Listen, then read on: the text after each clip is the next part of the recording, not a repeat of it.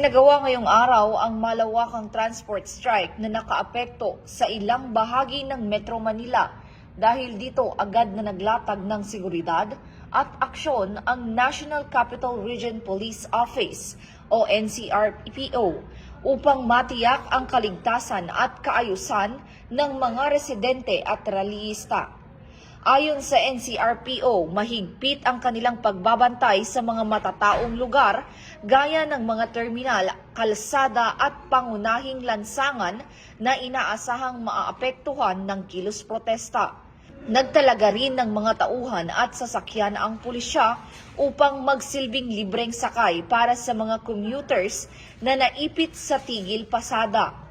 Dagdag pa rito, nakipag-ugnayan ang NCRPO sa mga lokal na pamahalaan at iba pang ahensya ng gobyerno upang masiguro ang mabilis na pagtugon sa mga pangangailangan ng publiko.